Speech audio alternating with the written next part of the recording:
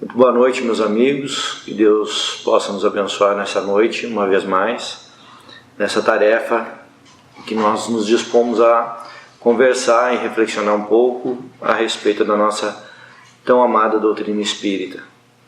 E agradecendo a casa que nos convida e a oportunidade do espaço, bem como o carinho de todos que nos assistem nesse instante. A nossa proposta da noite é conversar sobre alguns aspectos que nós achamos relevantes em torno da dor. E buscando títulos, imaginamos que ficaria um pouco mais simpático aspectos educadores ou educativos da dor.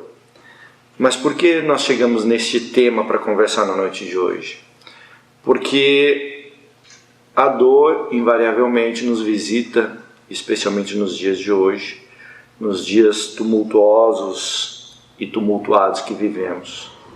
Por conta da pandemia, por conta das dificuldades econômicas, por conta de tantas variações que a dor encontra no coração humano.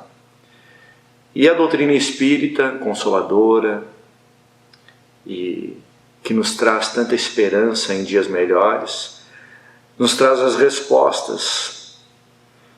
Fomos buscar dentro da vasta bibliografia, mas especialmente naquilo que Kardec nos propõe, e em A Gênese, no capítulo 18, nós encontramos alguns aspectos que julgamos importante compartilhar com os amigos a respeito deste momento que vivemos. Porque sempre ouvimos falar, os sinais dos tempos ou o final dos tempos, e sempre nos questionamos a respeito disso, que tempo é esse, quando seria esse final e que sinais seriam esses e o que quer de fato dizer sinais dos tempos. Como os dias que a gente atravessa estão nos trazendo tantos desafios, tantas oportunidades. A gente tem ouvido das mais diferentes fontes nos nossos atendimentos, durante o atendimento fraterno, durante o acolhimento, nas conversas que temos com as inúmeras pessoas que nos buscam na casa espírita, no nosso trabalho social, no nosso trabalho profissional, nas relações, enfim, mas especialmente naqueles momentos de colóquio mais pessoal, em que a criatura acaba expondo e buscando no atendimento fraterno que a casa possibilita, como uma ferramenta de auxílio terapêutica, se podemos usar essa palavra.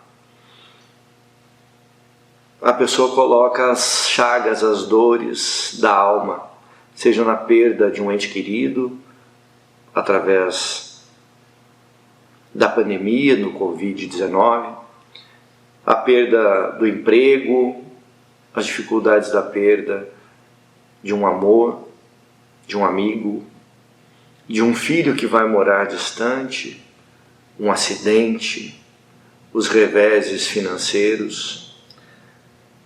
São tantas e tão variadas as dores que não raras vezes após a criatura que nos procura, o irmão em dor, em sofrimento que nos procura deixar a sala, não raras vezes choramos. E é saudável que a lágrima venha, é saudável que nós coloquemos a emoção nesse processo de também autoavaliação. Porque a proposta da doutrina espírita é eminentemente educadora. A proposta da doutrina espírita é de que nós nos reformulemos, justamente para que não atravessemos os processos de dor com desespero. Porque a dor é uma das professoras, já dissemos aqui em outras oportunidades, que Deus se utiliza em nossas vidas, Aliás, dois professores muito constantes que o Pai nos coloca sempre ao alcance de uma consulta rápida ou mais demorada: o tempo e a dor. E a dor, quando nos visita, é uma professora bastante exigente. E quando nós buscamos na doutrina espírita as respostas para que nós saibamos enfrentar as dores, quando ouvimos as dores do próximo, temos a oportunidade de avaliar a própria. E talvez aí constatarmos, não raras vezes, o quanto reclamamos, como o português vulgo diz, né, de barriga cheia. Porque quando nós avaliamos a dor do próximo de um prisma com a lupa um pouco mais alta, nós costumamos verificar que a unha encravada que nos doía não é nada. Mas é interessante porque a doutrina também nos ensina a ter respeito pela dor, seja ela qual for. Porque toda dor que se apresenta no caminho da criatura humana em desenvolvimento, neste curso preparatório aqui na Terra, toda dor leva efetivamente a um processo de desenvolvimento. Então, a dor como professora consegue extrair de nós o nosso melhor. E alguém pode nos questionar dizendo: puxa, mas então a doutrina espírita ou o Júlio está dizendo que nós devemos cultuar a dor, nós devemos ter afeto pela dor. Não. Nós devemos respeitar e buscar compreender os processos educativos que a dor nos propõe. Mas como fazer isso quando está doendo? Como, de fato, compreendemos a dor quando a dor se torna mais pungente, quando ela se torna mais constante, quando ela se instala e não tem tempo determinado para se retirar? E é sobre esse aspecto que nós gostaríamos de nos debruçar no dia de hoje, na noite de hoje. Por conta de que, quando Jesus nos propõe, na sua fala de que, no capítulo 9, versículo 12, quando Jesus nos diz que os sãos não têm necessidade de médico, mas os que estão doentes, isso é uma reflexão que a gente tem nesta obra. É um dos textos que fala, que Emmanuel discorre a respeito desta fala de Jesus, nesta obra, o Evangelho por Emmanuel, na psicografia de Francisco Xavier, em várias mensagens que foram catalogadas ao longo de um determinado período. E quando Jesus coloca que são os doentes que necessitam dele e não os sãos, nós começamos a compreender um pouco também de nós, assim como aquele que nos procura, aquele que procura a casa espírita, que procura o templo, que procura a igreja, que procura o pastor, que procura o padre, que busca os consultórios. E é impressionante como nos dias de hoje, apesar da indústria farmacêutica, farmacológica estar aí avançando cada vez mais, apesar da infinidade de remédios, apesar das psicoterapias e das agendas dos psicólogos e psiquiatras estarem abarrotadas, nunca se viu em nenhum outro momento da existência da humanidade terrena dores tão contundentes e uma multidão de doentes como nós vemos nos dias de hoje, doentes da alma. E quando nós escutamos essas dores, é natural que nós observemos as próprias. E avaliando o aspecto da doutrina espírita que nos fala de reformulação, de autoconhecimento, porque quando nós identificamos dor em nós, nós vamos avaliar, né? Fazemos um exame. Onde dói? Qual é o aspecto de minha alma que agora me chama à reflexão. E dentre todos os exemplos que citamos, que todos estamos sujeitos, invariavelmente nos dias de hoje temos encontrado relatos de dores que têm efetivamente a ver com o vazio existencial. Joana de Ângeles, na obra O Homem Integral, vai nos lembrar, e ela frisa isso, ela vai nos lembrar que o homem não foi educado nos moldes de educação contemporâneas, o homem não foi educado para conviver com os seus momentâneos dissabores, com a sua momentânea situação de solidão, com a sua incompletude, e busca no outro, em relacionamentos muitas vezes rápidos, voláteis, como nos dias de hoje vemos, a completude de si. E não raras vezes encontra o outro na mesma busca, na mesma procura. Então, somam-se as dores, multiplicam-se os traumas e vemos por aí tantos dissabores, tantas lágrimas vertidas e tanta busca, tanta sede de amar, tanta sede de ser amado.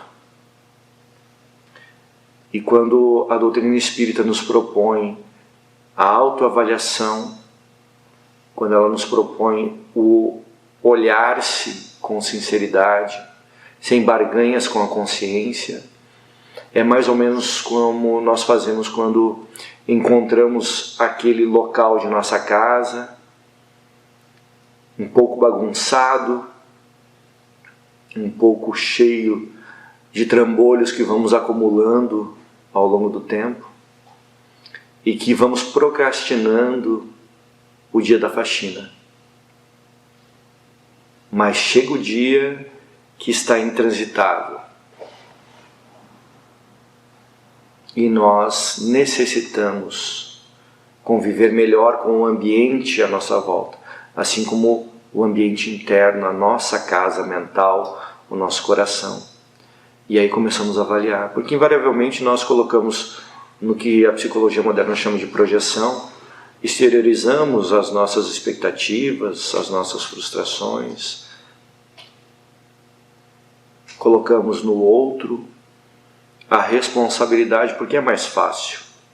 Sempre é mais fácil encontrarmos fora a resposta, encontrarmos fora a responsabilidade do mal que nos aflige e passamos a vida apontando dedos.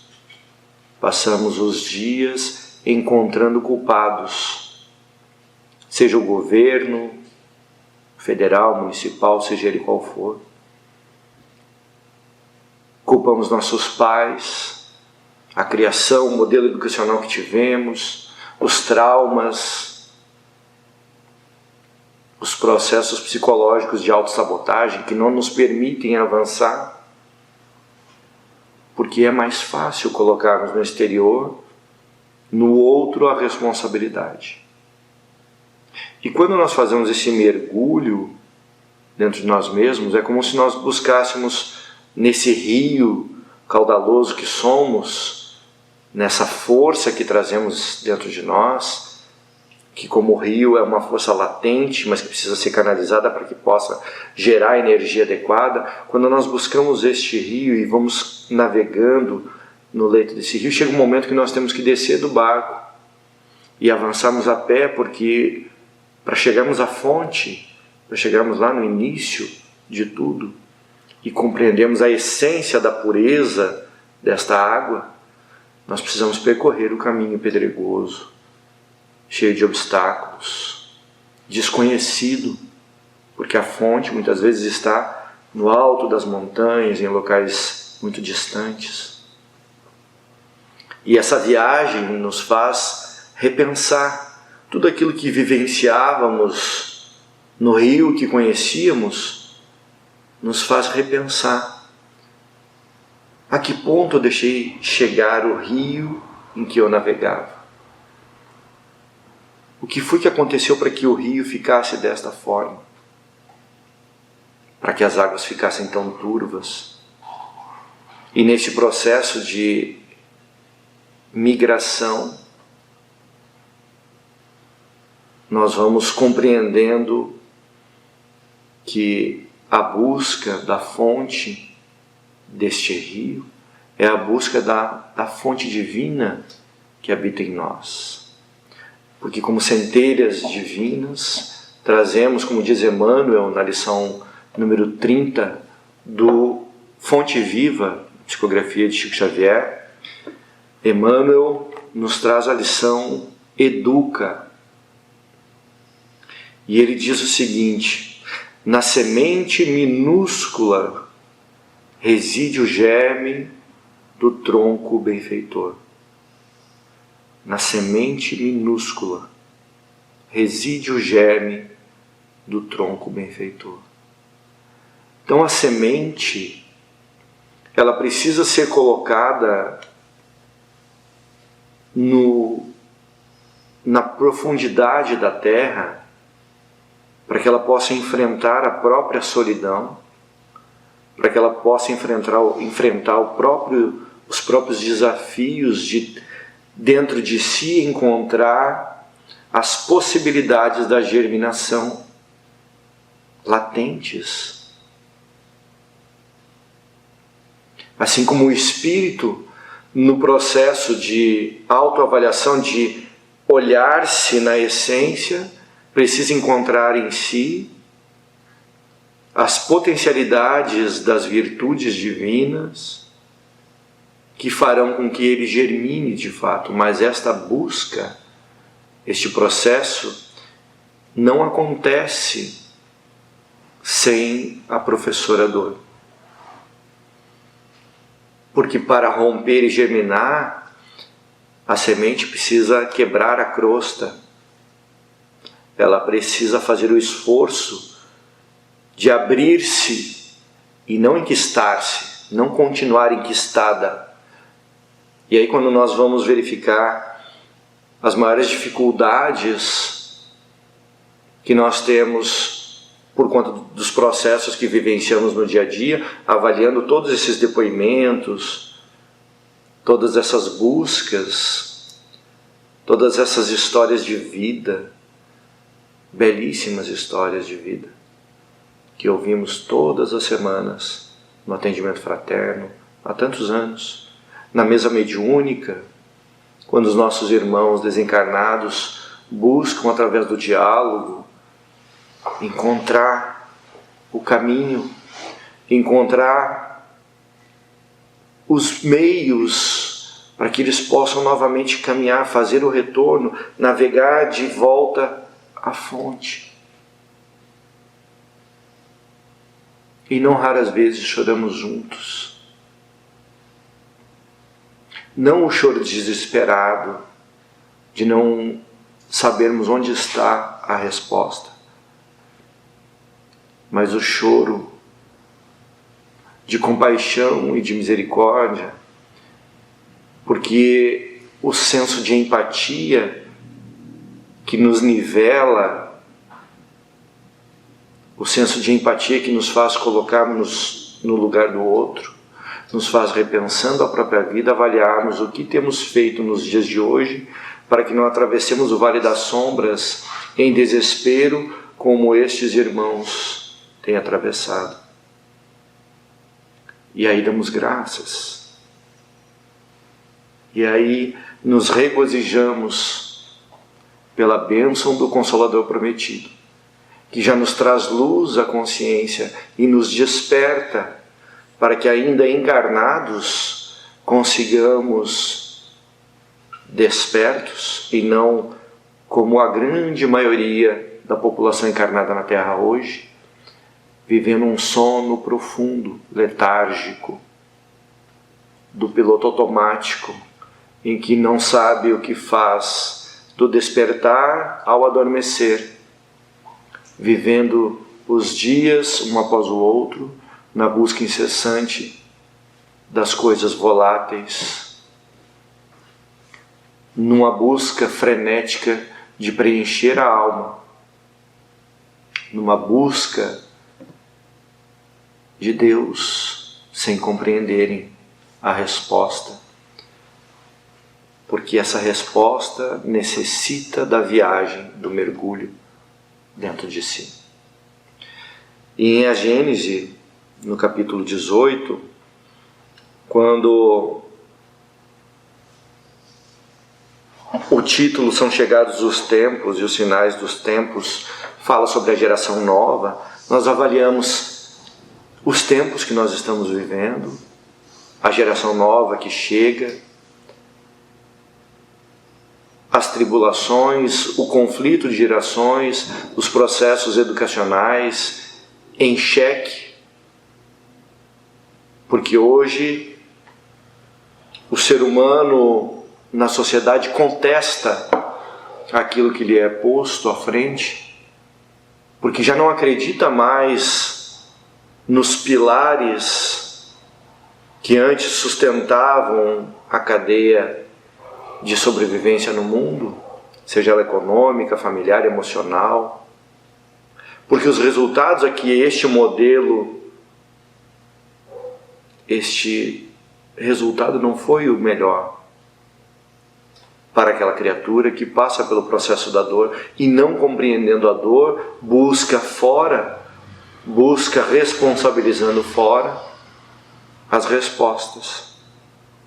Então questiona. E a doutrina espírita nos propõe o autoquestionamento neste processo de educação. E Emmanuel, então, na lição do Fonte Viva, vai dizendo que no bloco de pedra há obras-primas de estatutária. No bloco de pedra há obras-primas.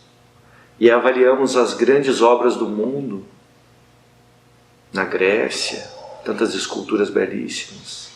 E nos vem agora uma história que ouvimos certa feita de uma criatura que observava um escultor e ele esculpia num bloco de pedra um animal perfeito, um cavalo num galope com a crina esvoaçante, o peitoral musculoso, as veias nas pernas, o detalhe dos cascos, o pelo, o brilho nos olhos. E ele observava a escultura e questionava o artista: mas como você pôde, de um bloco bruto de pedra, fazer um animal tão belo? E o escultor respondia: já estava lá, eu apenas retirei o excesso. Então, quando Emmanuel, na sua genialidade, na sua infinita sabedoria, vem nos trazer estas frases que ele deve ter pensado, trabalhado com muito cuidado para que ela pudesse ter o sentido efetivo de nos auxiliar nesse processo de busca, de autoencontro. Ele vai nos dizer que no bloco de pedra há obras-primas de estatuária. Significando dizer que no bloco de pedra que imagino que sou, avaliando a metáfora da história, a potencialidade, a beleza divina já ali está. Então o que é que são esses excessos? O que são esses excessos? Senão o orgulho e o egoísmo.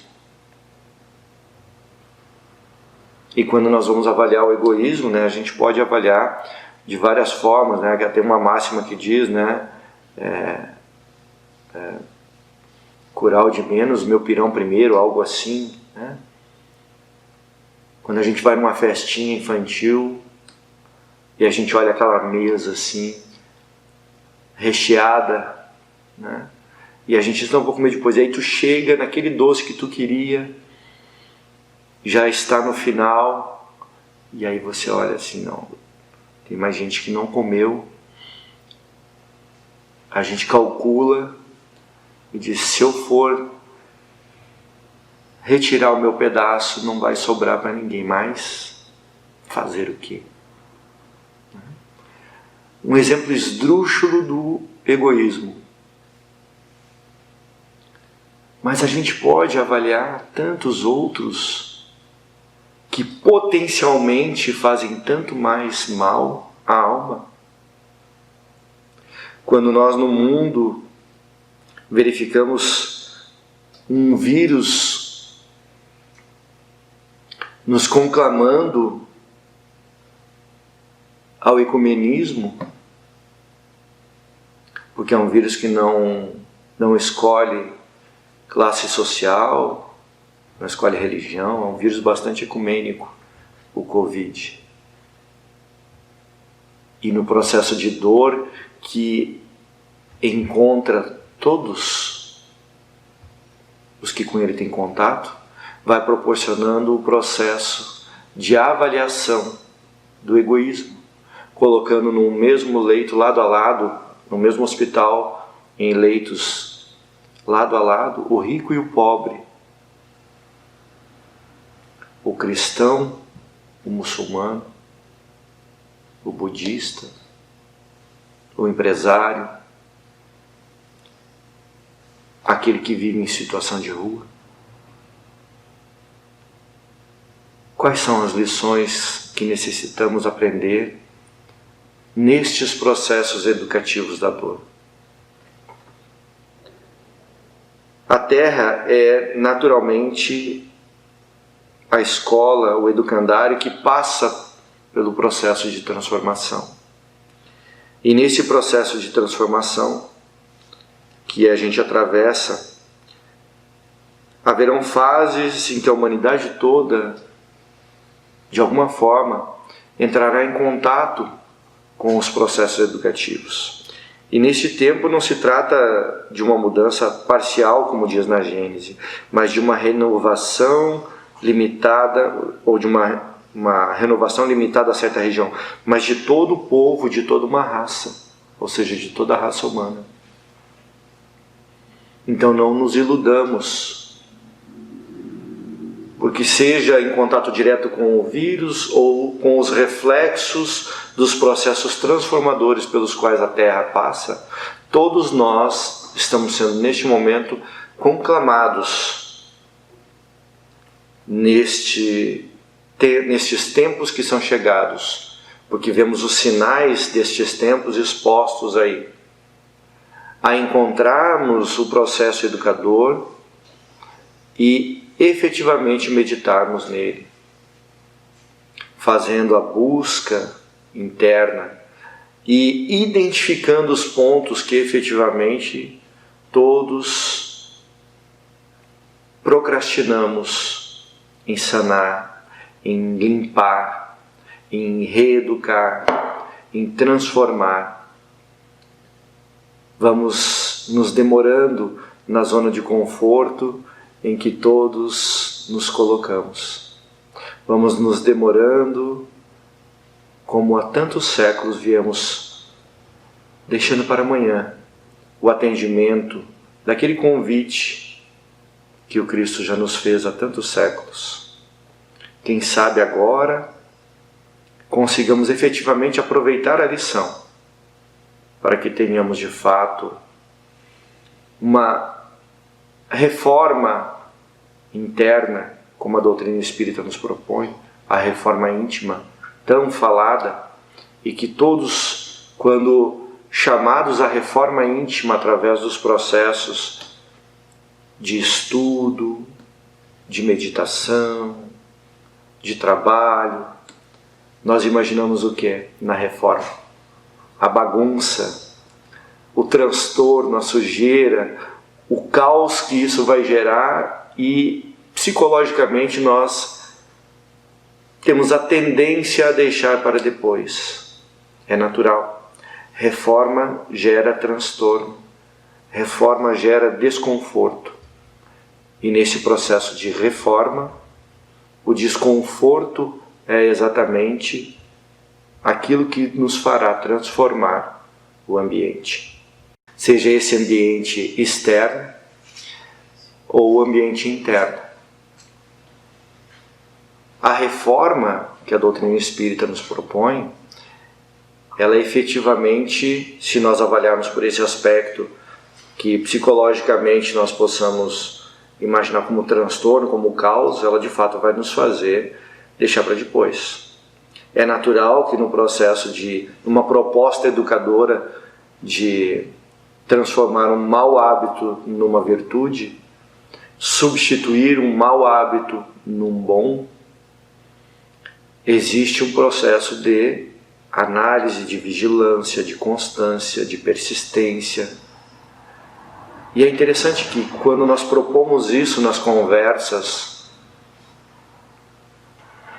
durante o atendimento fraterno, durante as nossas falas, aos nossos irmãos que chegam em desespero à casa, buscando que alguém retire aquele momento, retire aquela sensação de dor, aquele vazio, e nós propomos uma reflexão, conversamos, enfim, vamos dentro do processo terapêutico e da inspiração que o plano espiritual nos traz para cada caso, naquele momento específico do atendimento.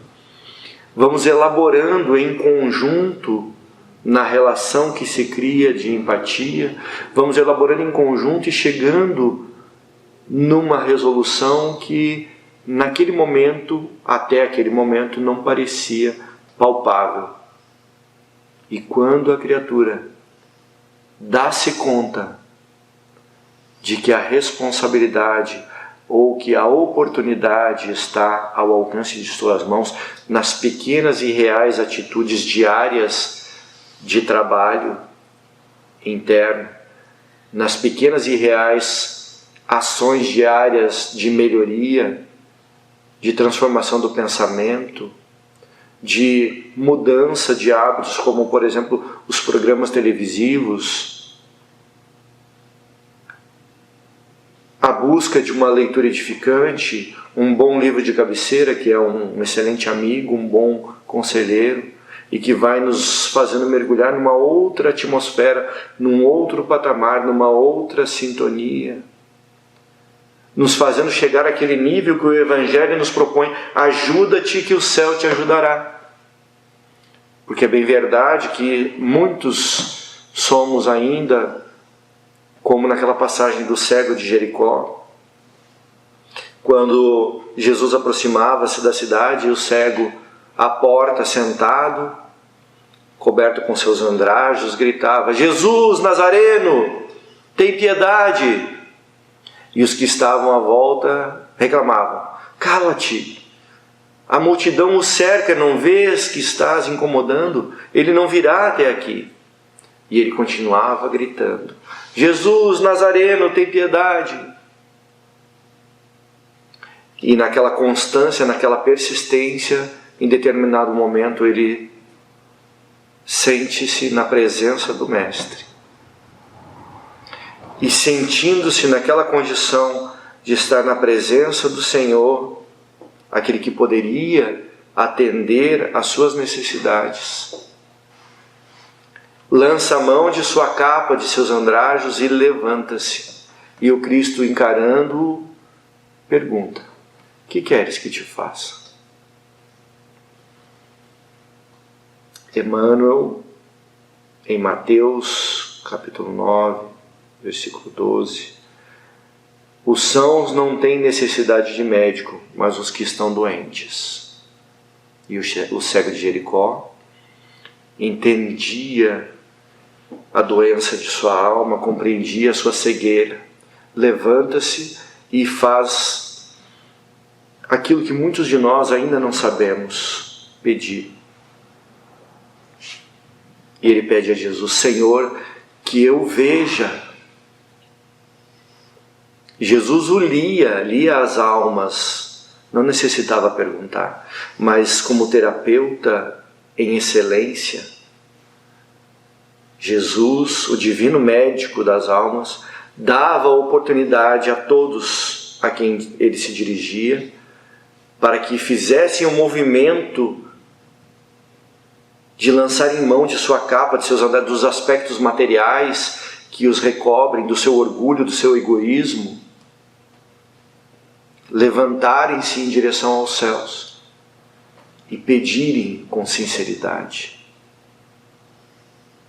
Porque uma prece efetivamente feita do fundo da alma, que faz as fibras do espírito entrarem na mesma sonoridade, no mesmo diapasão dos planos superiores, essa prece toca os pés da divindade. Essa prece alcança o coração de Jesus.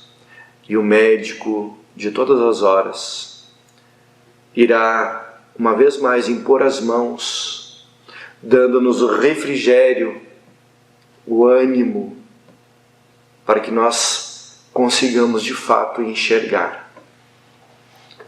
Quando sabemos pedir, quando chegamos ao fundo do poço, quando perdemos tudo, quando encontramos-nos na solidão, na obscuridade, como a semente no seio da terra, é o momento de abrirmos-nos e, como o cego de Jericó, lançarmos mão das coisas materiais, lançarmos mão das inúmeras representações das máscaras, das personas, como Jung dizia, que nós temos aqui e acolá uma máscara na sociedade, uma máscara em casa, uma máscara no templo, e nos colocarmos despidos, desprovidos da materialidade, especialmente nos dias de hoje, em que nos sentimos com tanto vazio, mas as respostas estão ao nosso alcance. O Cristo está à nossa frente, nos questionando: o que queres que te faça? Então, nesse processo educativo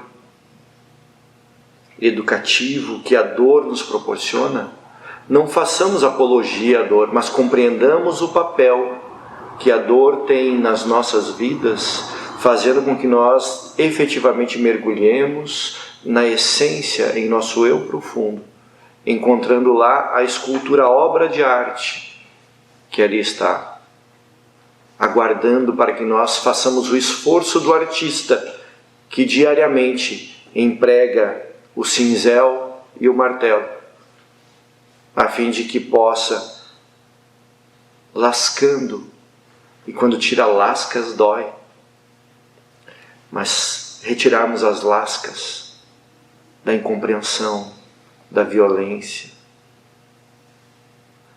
da autopiedade, da autoflagelação, do vitimismo, que nos encarcera e coloca fora de nós a responsabilidade da transformação, da mudança. Ninguém irá limpar o nosso quarto da bagunça. As ferramentas estão à nossa frente. A Gênese já nos traz, no capítulo 18, que fala sobre os sinais dos tempos, a necessidade da mudança, de que a Terra não passará mais pelos cataclismos, como tantos já tentaram colocar através do medo, nas predições de que a Terra se exterminaria. A Terra é um grande educandário. E a escola bendita que o Pai nos proporciona passará sim pelas transformações necessárias, através de tudo aquilo que faça com que nós encontremos a essência de fato que habita em cada um. Portanto, meus amigos, a reflexão que gostaríamos de deixar nesta noite, humildemente buscamos nestas obras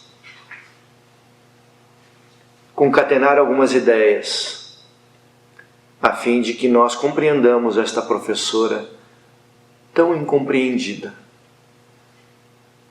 que é a dor, e que o tempo, como seu companheiro leal e constante, possa ser benéfico e benévolo a todos nós, para que saibamos, dentro do tempo que nos resta na terra, encontrarmos os caminhos da nossa fonte divina.